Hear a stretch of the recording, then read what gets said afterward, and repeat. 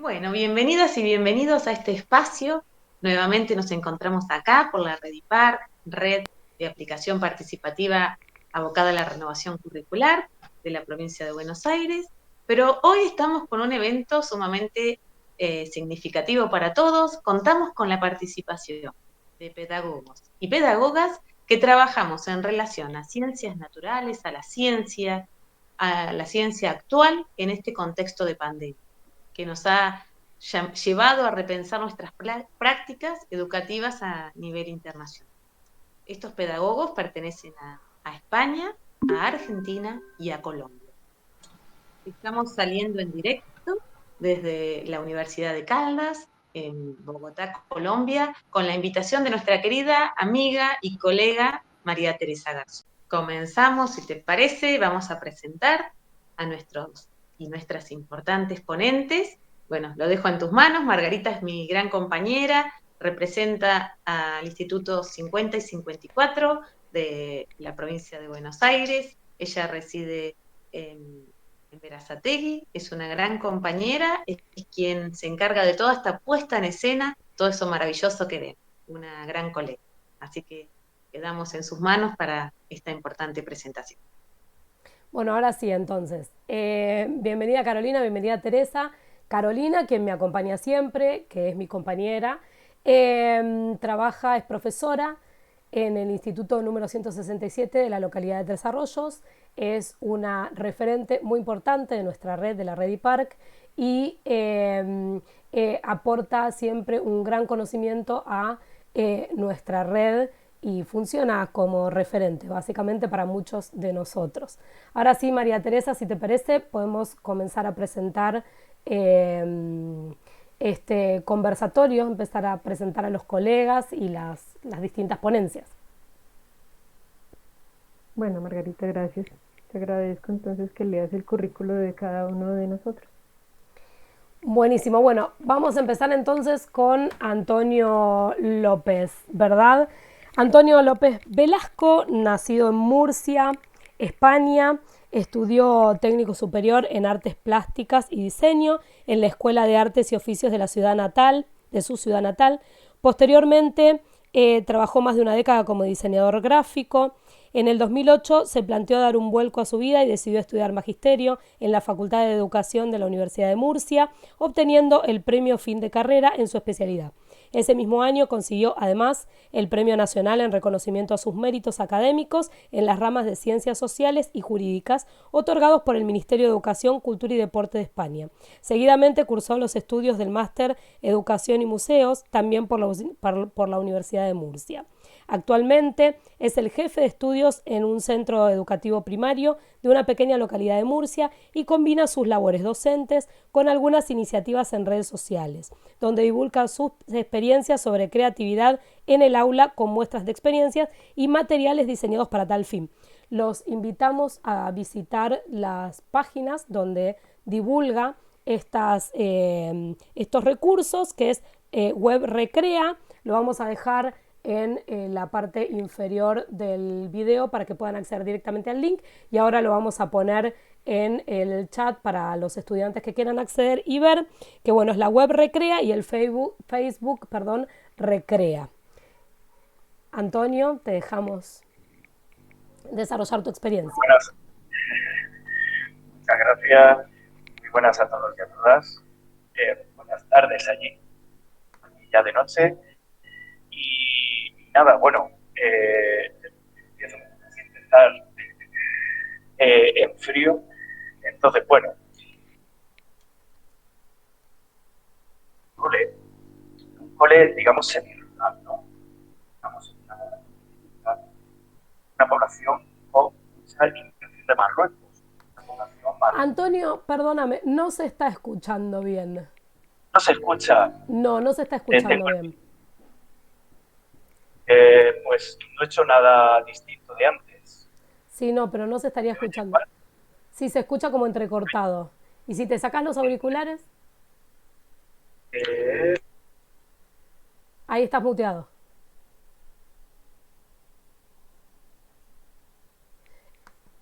Prende el micrófono. Estás muteado. Estás No, es muteadito. que estás hablando muy lejos del micrófono, No, Antonio. ahora estaba, el micrófono es el de antes, hemos hecho la prueba y funcionaba, ¿no? Sí. No, Sí, no he tocado nada. Y si no, habla un poquito más habla un cerca del poquito más micrófono. cerca del micrófono.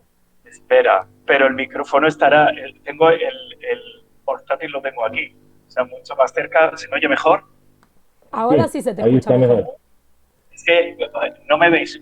Pegado a la pantalla, no se te ve bien igual. Bueno, pues si se me oye mejor, todo sea por la calidad del sonido, aunque no de las pistas de mi.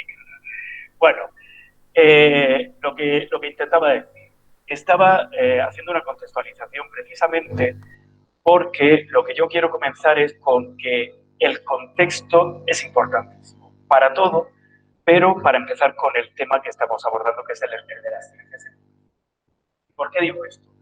Porque al final las ciencias de la naturaleza, la experimentación, la ciencia en general, depende muchísimo del contexto en el que estemos. Es decir, al fin y al cabo, entender la ciencia, entender el mundo que nos, es entender el mundo que nos rodea y el mundo para el que nos van a preparar en la escuela. Con lo cual, dependiendo en qué contexto estemos, social, cultural, acercándome, diciendo todas las notas un segundito.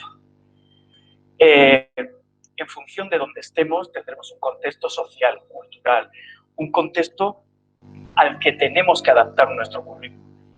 ¿De acuerdo? Entonces, eso es lo que quería subrayar en primer lugar. ¿Por qué? Porque teniendo en cuenta nuestro contexto, la enseñanza de la ciencia va a ser de una manera o de otra. ¿Cómo se abordan las ciencias de la naturaleza y la experimentación y su importancia en la educación primaria? Como he dicho, partiendo de ese contexto, el currículo lo que plantea es una aproximación a las ciencias de manera experiencial y experimental. A veces se confunde la educación, lo que es la teoría de la práctica. Ambas se confunden. Y lo que es la enseñanza de la ciencia tiene que ser eminentemente práctica. ¿Por qué? Porque los niños, sobre todo, y supongo que aquí en España es de 6 a 12 años, supongo que será más o menos la misma franja de edad, en esa edad tienen un pensamiento, todavía un pensamiento muy concreto. Por lo tanto, ese pensamiento abstracto que ya tienen a partir de los 12 años en la edad secundaria, en la universidad, todavía están en proceso de adquisición. Por lo tanto, el aprendizaje tiene que ser muy experiencial, muy manipulativo y muy sensorial. Por lo tanto, el trabajo de las ciencias ha de ser de esa manera, usando los 5 sentidos al máximo posible, tocando, oliendo, viendo y provocando la mayor cantidad de sensaciones posibles. ¿Qué sucede? Que en muchos centros educativos nos dejamos llevar por algo que siempre nos ha dado a los maestros, que es el libro de texto, los cuadernos o la teoría, digamos. Es decir, pretendemos que el niño alcance el conocimiento a través de literatura. Los invertebrados son esto, esto y esto, aprende de y esto. Y en la base, digamos, educativa, que posteriormente va a ser un aprendizaje universitario, un aprendizaje de las ciencias o de cualquier especialidad en profundidad, no va a estar bien construido si no se aplica bien el aprendizaje, si no se establece bien en los primeros años en los que el niño empieza a conceptualizar y empieza a integrar esos aprendizajes. Por tanto, la base, tenemos que iba a decir alejarlo, no, tenemos que combinar muy bien la teoría con la práctica, pero en las ciencias fundamentalmente la práctica tiene que ser el motor y la teoría solamente el hilo conductor que va a poner nombre a lo que estoy aprendiendo. No sé si me estoy explicando bien, como luego habrá uno de preguntas, aclaramos lo que sea necesario. Es decir, por ejemplo, mi concepto de la educación, que es un poco particular, si tenemos en cuenta que aprendemos lengua, la lengua el español, la lengua castellana o en otros idiomas aprenden su idioma. Aprendemos matemáticas como dos áreas fundamentales. ¿Por qué? Porque la realidad la tenemos que describir y comprender a través del lenguaje, es un vehículo, y las matemáticas tenemos que medir y observar y cuantificar nuestra realidad. Por lo tanto, necesitamos el lenguaje matemático. Luego ya está la educación física, ya está la educación artística, ya están los idiomas o, en algunos casos, la religión, etcétera, etcétera.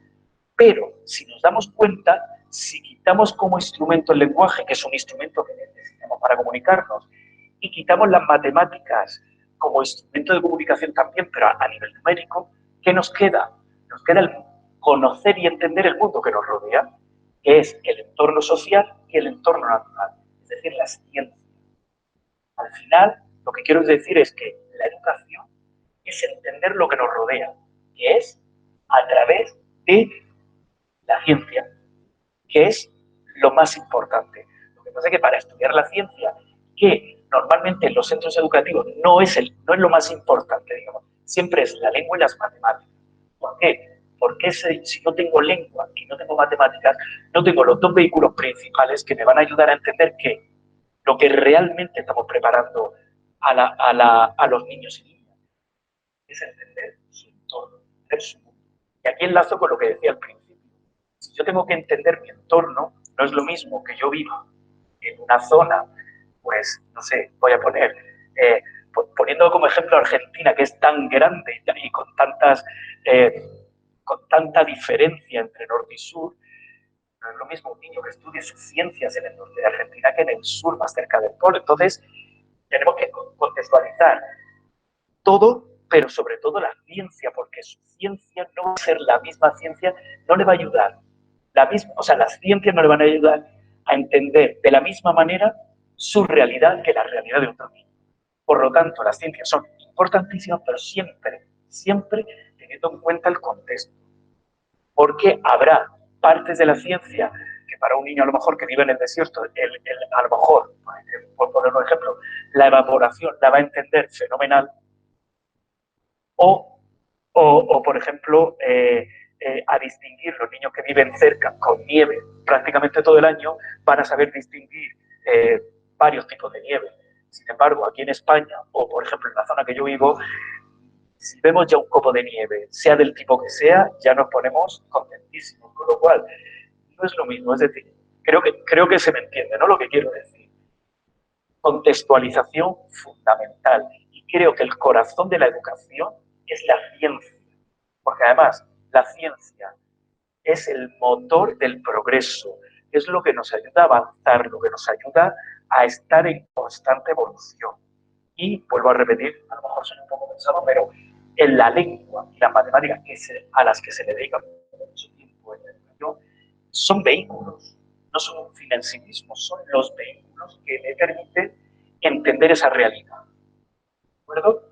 Entonces, bueno, ya he puesto un poco las premisas, que es que las ciencias en educación primaria se han de trabajar manipulativamente, mediante la experimentación y la puesta en marcha del método científico, es decir, el planteamiento de hipótesis, el desarrollo de problemas, con sus materiales, con sus pasos, con su toma de datos, con sus conclusiones. ¿Qué sucede? Siendo un poco autocrítico con los maestros de primaria, y ya lo han al principio, que relegamos la experimentación porque no nos da tiempo, porque siempre tenemos los contenidos, siempre estamos empeñados que el niño o la niña, cuando, permitidme, ¿no? Cuando dedicamos a que se aprendan de memoria o de una manera, digamos, categórica todos esos términos y categorías de las ciencias. ¿Qué pasa? Que dedicamos tanto tiempo que se nos olvida lo fundamental, que es entender. ¿Qué es entender? El otro día me preguntaba un niño, tiene dificultades de aprendizaje y dificultades de idioma. Claro, él no tenía ese vehículo también de idioma. Pero me preguntaba, maestro, había un charco en el suelo.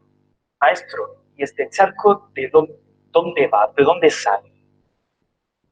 Ese niño puede tener muchos conceptos aprendidos, puede haberse aprendido de memoria muchas cosas, pero no entiende realmente el proceso. No ha hecho una adaptación mental un aprendizaje significativo de todo lo que supone que el agua se evapore, vuelva a la nube se condense, vuelva ese ciclo del agua, no lo entiendo. Entonces, yo creo que debemos insistir muchísimo más en los procesos, en el entender por qué pasan las cosas y en hacer el experimento que sea necesario para entender y sobre todo utilizar el entorno inmediato que tengamos, unas excursiones o los viajes, para ir a aquel lugar que necesitemos para explicar lo que necesitamos. A mí siempre me ha resultado muy curioso que expliquemos las plantas y las partes de una planta abriendo un libro de texto con un dibujo. Es muy curioso porque en el patio del colegio, en la calle, en la acera, siempre hay una plantita que podemos coger, podemos sentarnos a su lado y podemos seccionar, mirar con una lupa. Con lo cual, es curiosísimo que a veces nos acomodamos tanto dentro del aula que observamos la ciencia, la realidad y nuestro entorno desde un punto de vista que no es natural, que es dentro de cuatro paredes. Lo que necesitamos es que las ciencias hay que vivirlas donde pueda, es decir, si las plantas están fuera, vamos a salir a ver. Eso hablaba mucho del contexto, porque si estoy en un contexto que tengo una vegetación impresionante, voy a salir fuera. Si tengo un contexto en que hay una diversidad de fauna animal, pues voy a buscar esos animales y no estar en el agua. ¿De acuerdo? No sé cómo voy de tiempo, yo hablo, me levantáis la mano si tengo que resumir. Perfecto. Paso a relación. Por ejemplo, hoy en día, con la situación COVID, ¿cómo se adaptan las ciencias? Porque claro, si estoy hablando de que las ciencias son experimentales, son manipulativas, por ejemplo, nosotros tenemos un problema muy grande y es que, según las normas COVID que se han puesto en los centros, no se pueden compartir materiales, no se puede trabajar en grupo. Las ciencias se basan en el trabajo en grupo, en la cooperación, en la puesta en común de ideas, en toda esa gestión de un conocimiento y compartir el conocimiento. Si tú no puedes sentar a los niños en grupo, no puedes tocar unos materiales mínimos, ¿qué hacemos? ¿Cómo nos adaptamos? Sobre todo, en esas, ahora mismo ya estamos en semipresencialidad. Cuando pasan de 20 alumnos, los que pasan de 20 alumnos tienen que quedarse en casa. El resto, hasta 20, pueden estar en el aula. Pero ha habido momentos en que hemos estado todos en casa. Claro, ¿cómo trabajan las ciencias ahí? Pasamos a la parte teórica. Entonces, si pasamos a la parte teórica, estamos dando pasos para atrás según lo que yo planteo. Estamos ya conceptualizando el mundo, pero realmente no lo estamos entendiendo. Hombre, es entendible, si no podemos salir a la calle, tampoco vamos a entender el mundo. En ese aspecto, vamos a esperarnos a que pase la pandemia y saldremos a buscar, ¿no? Pero ¿qué hacemos ahora, no? Pues hay que adaptarnos. Entonces hay maestros que optan por compartir esos materiales y seguir experimentando, higienizando antes y después de su uso, con lo cual todo esto ya depende del docente y depende de las ganas, del compromiso, del trabajo que quiera poner en marcha. También es cierto que cuanto más tiempo perdamos en eso, pues las clases van a ser mucho más cortas y van a ser más condensadas. Pero esa sería la diferencia entre una clase que va a ser puramente teórica y de conceptos, una clase en la que podamos entender los conceptos trabajándolos, digamos, sensorialmente. De todas maneras, hay cantidad de experimentos que son individuales. No se pueden adaptar individualmente y que cada niño, cada alumno traiga propios materiales al aula y experimente se gestione, digamos, sus materiales. Cuando es en casa, yo, por ejemplo, lo que he hecho mucho es que a través de las nuevas tecnologías, que ellos mismos busquen a través de las redes un experimento relacionado con el concepto que están trabajando, que los vean, los analicen y ellos mismos recreen un experimento, una situación parecida y se graben en vídeo explicando a los compañeros. Con lo cual, ya tienen que visualizar el concepto varias veces, ya están repasando, están aprendiendo, se organizan también porque los vídeos tienen pasos, manejan las nuevas tecnologías Y al tener que realizar un vídeo, ellos tienen que estructurar mentalmente todo el proceso. Al final las ciencias es un proceso, esto ayuda muchísimo. Por ejemplo, cuando ya estamos en un confinamiento total, la cuestión de visualizar vídeos de experimentos, de ciencia, que haga falta de concepto. Ellos que reproduzcan eso, ya sea en un trabajo físico, que luego pueden enviar al profesorado a través de fotografías, de vídeos, del formato que sea, eso es una posible solución. Y bueno, ahora mismo ya me queda claro. Entonces, las ciencias las trabajamos de esa manera. Lo que pasa es que ahora, como estamos otra vez en presencial, lo que hacemos es trabajo manipulativo, pero individual. Y lo que estamos utilizando, y se está dando ya un poquito la vuelta a nivel en España, porque los maestros siempre hemos sido muy de estar en el aula, se está fomentando el salir al patio y crear aulas naturales. Por ejemplo, en mi colegio estamos empezando a entender que el patio, no sé en vuestros centros cómo será, porque claro, también depende de si es un centro urbano, si tiene espacio alrededor del colegio, si tiene poquito, si no. En nuestro centro tenemos mucho espacio, pero como es una zona árida, no tenemos mucho arbolado ni tenemos verde. ¿Qué pasa? Que el niño sale al patio y realmente no ve un entorno, digamos, de aprendizaje. Ve una zona de cemento que no es ni agradable ni motivador. Entonces estamos intentando reconvertir, hay ahora como una especie de moda, entre comillas, ¿no? Una moda positiva, que es reconvertir patios escolares en una zona educativa. Entonces, poner paneles, por ejemplo, de las aves que hay en el entorno, de las especies vegetales que hay en el entorno, de recorridos didácticos, aprovechar los árboles que hay con carteles para identificar especies, recoger hojas, clasificar, es decir, salir del aula. Hay que salir del aula porque si no, al final, el niño solo va a interpretar la realidad a través de las nuevas tecnologías cuando es un libro. Sabéis que un libro tiene muchas trampas. Las trampas son cuando te ponen una flor, la flor que te ponen es una flor ideal, que tiene todos sus elementos, pero cuando tú ves una flor real, resulta que los estambres no son del mismo y entonces te cuesta distinguirlo porque te han mostrado un ejemplo. Cuando las flores tienen diversidad y variedad, con lo cual aquí también es mostrar diversidad y variedad. ¿Por qué? Porque eso va a crear también, fomentar el pensamiento diverso. Ya está. Vale, pues entonces lo que hago es hacer un pequeño resumen, un pequeño balance, que como ha sido tan cortito y yo hablo tan rápido, al final el balance es lo mismo que he dicho, condensado. Que es, la ciencia al final para mí debe ser el núcleo de la educación, sobre el que gira, digamos, las áreas instrumentales que me van a permitir comunicarme y entender esa realidad. La ciencia es fundamental y ya enlazo con lo que iba a decir, el pensamiento divergente. Es decir, ese pensamiento que no converge en el mismo punto que todos pensamos, sino que te ayuda a buscar soluciones nuevas y creativas ante los mismos problemas. Y eso va en consonancia con lo que yo pienso, como soy diseñador gráfico y tengo la parte de la creatividad. La creatividad es fundamental para todo, para todas las áreas. Pero si en algo, aparte del arte, ¿no? Pero si en algo es fundamental la creatividad, es en la ciencia. Porque solo los científicos creativos han sido los que han estado evolucionando la ciencia. Porque son capaces de ver cosas que los demás no ven.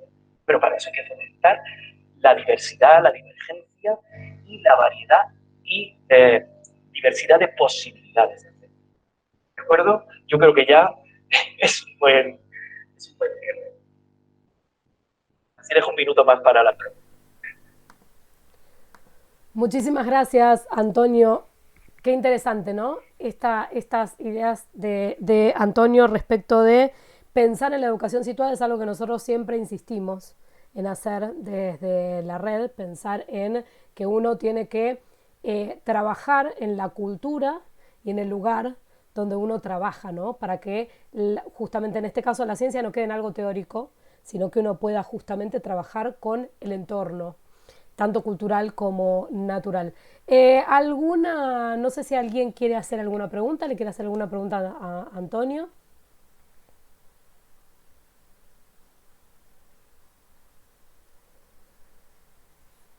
Acá tenemos un comentario de Marisa Salazar que dice: buenas tardes a todos y todas, con nuestra profe Irene Moreno trabajamos con la didáctica de las ciencias naturales y trabajamos sobre modelos en experimentos para trabajar con niños. Nuestras planificaciones se enfocan en propuestas creativas y motivadoras en la diversidad del grupo. Una genia, mi profe, te quieren, Irene. También acá Lore de Cortázar dice: Antonio, qué genial todo lo que dijiste, qué importante que es la creatividad. No sé si alguien quiere hacer alguna pregunta.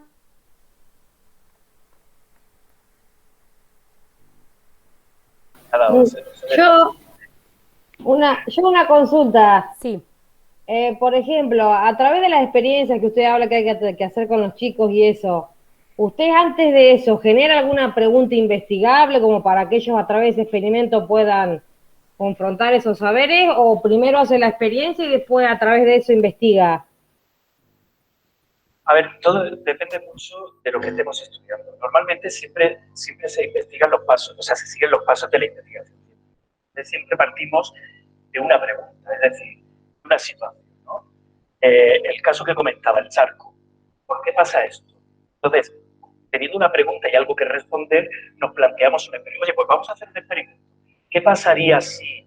Entonces, hacemos una hipótesis y buscamos realizar un experimento. Siempre partimos de una pregunta. Lo que pasa es que tú, jugando con la creatividad, que digo de verdad que es muy importante, jugando con la creatividad tú puedes también ser creativo y llevar a clase, por ejemplo, algún objeto y despertar el interés y la curiosidad y no decir nada. Ese objeto pasa algo, por ejemplo, llevar, como el que no quiere la cosa, llevar por tu vaso, con tu refresco, con tu vino. Y entonces dejar bien claro, sin decir nada, que tiene cubitos en el vaso. Y al rato das tu clase y al final dices: oye, ¿dónde están los cubitos? ¿Entendéis? Depende de la edad también que tengan los niños, pero tú puedes entrar al experimento por otro lado. ¿Qué ha pasado, maestro? Porque se ha derretido, pero ¿qué quiere decirte? Entonces, puedes enganchar por ahí. Es decir, se puede enganchar desde muchos, pero siempre, cuando ya vas a hacer, digamos, realmente el experimento, tiene que partir de una pregunta, que es la que se responde a través de. Gracias, muy amable. Margarita, una persona había alzado la mano, ya te digo quién. Walter. Ujú. Sí, gracias. Buenas tardes a todos, a todas. Sí, primero que todo, decir que muy interesante la propuesta, genial, y estaba revisando un poquito la página de internet y me parece muy, muy interesante. Sí, tenía una pregunta. De pronto, cuando usted comenta sobre la cuestión del contexto, digamos, un poco inmediato de los estudiantes, digamos, acá en Colombia a veces, digamos, se está presentando cada vez más que los profesores en primaria quieren enseñar eh, astronomía, algunos elementos de astronomía. Mi pregunta va dirigida hacia allá: ¿cómo superar digamos, esta cuestión, pues, que está lejos del contexto, pues, del contexto de cualquiera, porque estamos hablando de otros planetas o otros mundos? Entonces, en ese sentido, ¿cómo podría uno incentivar también que el estudiante se interesara por esa ciencia, cuando está, pues, un poco más allá del contexto inmediato, inclusive lejano del estudiante? Esa era mi pregunta. Muchas gracias. Pues mira, es una pregunta interesante porque, digamos, el currículo dice que tenemos que empezar por conocimientos cercanos e ir hacia lo más lejano, porque de lo concreto a lo abstracto. Sin embargo, como tú dices, hay un contenido que se da desde primeros años de la educación, incluso infantil, que es el universo, que es lo más lejano que tenemos y lo más incomprensible, lo que nadie se pone de acuerdo, excepto lo físico, pero en lo que trasciende a lo físico, pues ya hay mucha teoría, ¿no? Entonces, ¿qué pasa? Pero a la vez es fascinante para los niños. Las estrellas, los planetas, el mundo lejano es muy, muy sugerente. Entonces, yo creo que motivarlos con eso es facilísimo. Yo, por ejemplo, introduje, por ejemplo, una actividad. Se habla mucho de los planetas del sistema solar, los niños se lo aprenden, pero, por ejemplo, los exoplanetas de los que se habla ahora mucho, es decir, planetas que no están en el sistema solar, es que no solo están en los planetas, hay muchísimos. Entonces yo hacía con bolas de corcho, de lo que sea, cada niño diseñaba su propio exoplaneta, es decir, hay tantos que cada uno puede tener el suyo. Pueden motivar a los niños a crear su propio planeta, luego colgarlos del techo. Hay millones de, bueno, millones. Hay muchos aparatos que venden en internet, que yo tengo uno, que proyecta con luz, por ejemplo, la constelación. Baratísimo, y ellos cuando apagan la luz del aula y enciendes un cacharrito que de pronto ilumina el techo, ya te los ha ganado. Hay incluso, que yo lo hice hace poco, tuvimos una semana cultural, hice precisamente el taller de astronomía. Y los niños eran pequeños, pero decía, maestro, el mejor día de mi vida. Al día siguiente, el mejor de su vida es otro, pero por lo menos tiene la recompensa de que tú le has... Cosas tan... Además, era un aparato que tenía diapositivas, que eso ya es muy antiguo. Ellos, como no han visto que es una diapositiva, para ellos era algo fantástico. Entonces, es muy fácil motivar a los niños, pero es cierto que es un contenido muy lejano, pero no pasa nada, porque les ayuda a abrir la mente y sobre todo a imaginar, que es importante.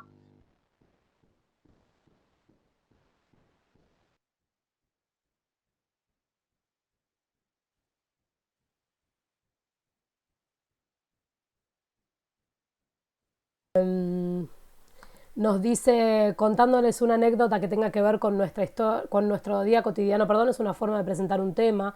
Los alumnos se involucran mucho cuando se trata de contar vivencias de su contexto inmediato. Bueno, esto que decías vos, Antonio, ¿no? ¿Quieren hacer alguna pregunta más? ¿Hay alguien que haya levantado la mano?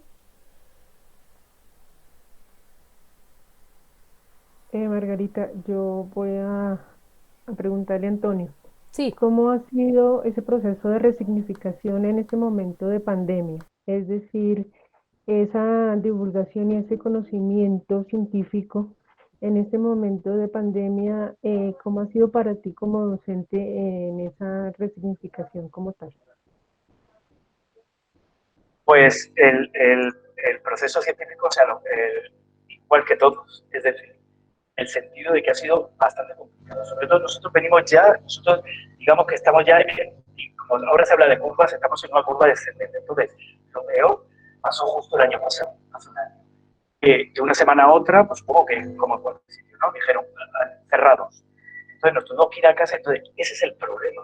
Cuando tú estás acostumbrado, lo que decía antes, y como yo soy docente, pues eso, manipulativo, creativo, que el contacto con el alumno es muy necesario, porque no olvidemos que somos personas, que sí, que la tecnología está avanzando mucho y que ahora mismo esto está muy bien. Estoy en España, me puedo pero esto lo podemos hacer porque somos adultos, porque ya estamos formados, porque ya tenemos una experiencia. Pero un niño no puede empezar así, porque entonces se pierde lo que es físico, se pierde la ciencia tridimensional, la tridimensionalidad y lo sensorial es muy importante. ¿Qué pasa? Ese momento fue durísimo. Adaptar como un maestro que ha estudiado para estar en clase, de pronto tengo que estar detrás de una pantalla dirigiendo a padres, a madres, a todo el mundo. Con la ciencia, mal. Porque si además tú eres de los que crees que la ciencia tiene que ser en el aula, de pronto te ponen detrás de una pantalla, la adaptación fue muy mala, muy mala. Lo que pasa es que, como digo, pues siempre el pensamiento es divergente. Y una cosa buena que nos ha traído la pandemia es que hemos sabido reinventarnos. Todas las profesiones nos hemos reinventado mucho y hemos sido creativos. ¿Qué pasa? Pues eso. Mira, una cosa buena que tuvo para la ciencia fue que los alumnos manejaban regular las tecnologías y ahora hemos hecho un avance, hemos avanzado rapidísimamente, porque ahora somos capaces de hacer un nivel Unas cosas que antes no se nos ocurrían, de pronto somos expertos. Y compartir una pantalla en no sé qué. Y los niños hacer vídeos, editar vídeos, a experimentar en casa, montar soluciones en casa, que también está muy bien. Por ejemplo, tiene que ver con la ciencia, pero yo también soy maestro de plástica, entonces quiero que hacer una foto a un bodegón.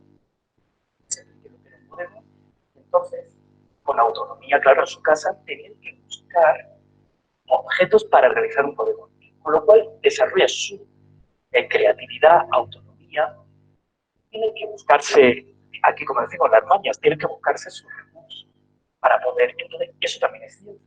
Es decir, buscar el recurso para poder seguir avanzando. No sé si más o menos contesto, pero fue particularmente. Gracias, Antonio. Hay una siguiente pregunta de Frank y podríamos pasar. Perdón.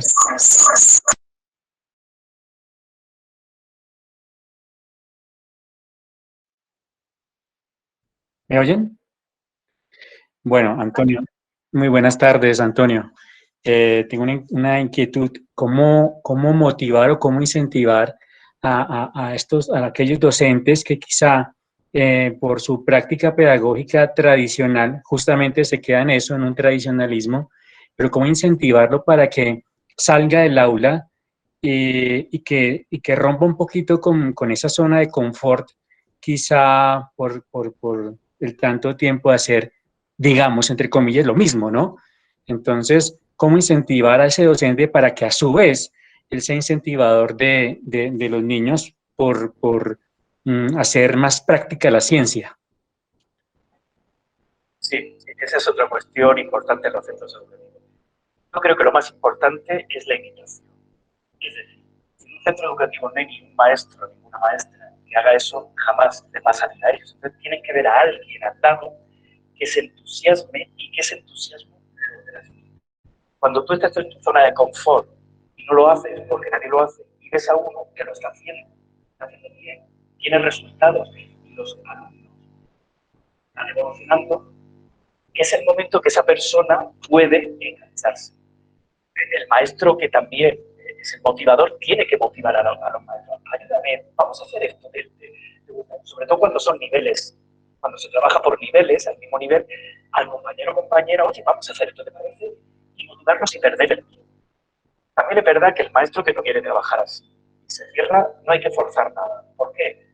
Porque es mejor trabajar con alegría y con gusto que trabajar forzado algo que no te sale. Porque entonces ni él va a disfrutar, ni el niño va a disfrutar. Entonces es mejor que cada uno haga lo mejor que sabe. Pero si el maestro es, a ver, ¿qué palabra empleo? Inhibe. Si ve que una persona le dice, oye, anímate a hacer esto, y si es humilde y quiere seguir aprendiendo, lo haga. Creo que con sinergia y motivando.